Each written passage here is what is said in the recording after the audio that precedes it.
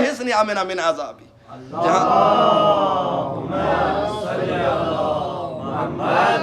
जहाँ अल्लाह हदीस कुदसी में फरमाता है कि ला इलाहा इल्लल्लाह मेरा किला है, जो मेरे इस किले में दाखिल हो गया वो मेरे अजाब से बच गया, वैसे वही सांचे में ढली हुई हदीस कुदसी मौजूद है कि विलायत अली इब्न अबी तालिब भी अल्लाह का एक किला है, जो इस किले में दाखिल हो गया वो मेरे अजाब से बच गया।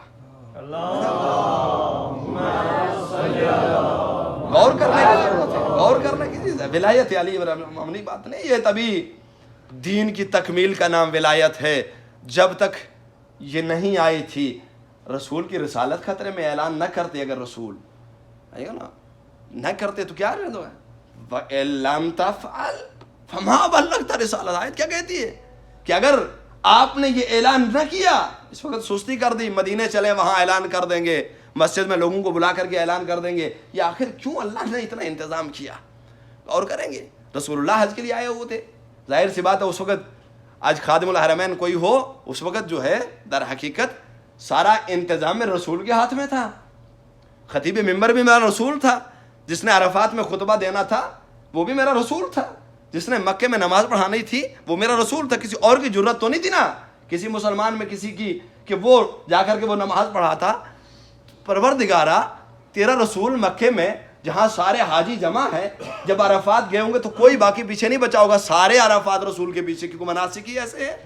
जाहिर सी बात है, जिसने हज करना उसने अरफात जाना है, और अरफात में हज पढ़ा जाता है, और अल्हम्दुलिल्लाह आपने भी पढ़ा है, तो जाहिर से बस सारे हाजी हम में जितने भी थे वो सारे अरफात पहुंचे।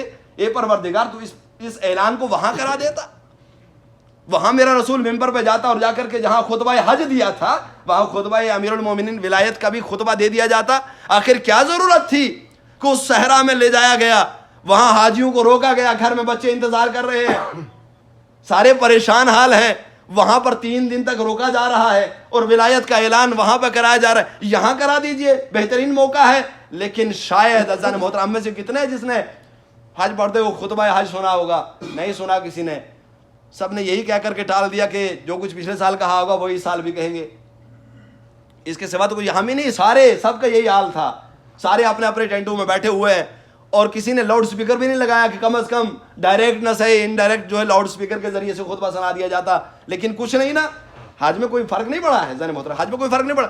ये जो ऐसे अगर अल्लाह, ताजो कि मैं कह रहा हूं अज़ान मोहतरम, अगर अल्लाह ऐसे ही हुक्म दे देता मेरे रसूल को कि अरफात में खुतबे में अली की विलायत का ऐलान कर देना, तो मुमकिन है कुछ लोग अपने ही खैमों में बैठे रहते। ताजो कि जैसे इससे पहले खुतबे होते रहे ऐसे हो जाएगा, हम कैसे वहां पहुंचे, बैठना मुश्किल है, सब कुछ है। ताजो कि ये अहम पैगाम था, कल कोई ये ना कहे कि हमने तो सुना ही नहीं, हम तो अपने खैमे में बैठे हुए थे, पता नहीं वो खुतबा क्या रहा होगा। अल्लाह ने ऐसा एहतमाम किया, सब यहां से निकल गए, मक्के को छोड़ गए, ऐसे मकाम पे पहुंचे जहां से अब अपने अपने शहरों अपने अपने घरों में जाना है। अब वहां पर हुक्म होता है रसूलुल्लाह यहां रोक लीजिए। समझो कि उस जमाने में मीडिया तो था नहीं कि आज मसलन मैं इस वक्त तकरीर कर रहा हूं, हर कोई रिकॉर्ड कर रहा है, कोई लाइव कर रहा होगा, जगह जगह पे यहां बैठे हुए हिंदुस्तान न जाने कहां कहां पहुंच रही होगी। ऐसा मीडिया का उस वक्त का दौर तो नहीं था, लेकिन अल्लाह के पैगाम को दुनिया के कोने कोने तक अल्लाह ने पहुंचाना था। समझोगे जरा मोहतरम, इस पैगाम को कोने कोने तक पहुंचाना था, क्योंकि विलायत सिर्फ हाजियों के लिए नहीं थी, खाली शियों के लिए नहीं है, बल्कि ये भी मैं कहूं तो सिर्फ मुसलमानों के लिए नहीं है, बल्कि पूरी इंसानियत के लिए है। ओहदा इलाही किसी खास कौम के लिए नहीं होता, बल्कि पूरी कायनात के लिए होता है। हिदायत का इंतजाम खास लोगों के लिए नहीं होता, बल्कि सारी कायनात के लिए होता है। जहां मोहम्मद अल्लाह के नबी सारी कायनात के लिए नबी होते हैं, रसूल अल्लाह के रसूल सारी कायनात के लिए रसूल होते हैं, ऐसे इमाम भी सारी कायनात के लिए इमाम होता है।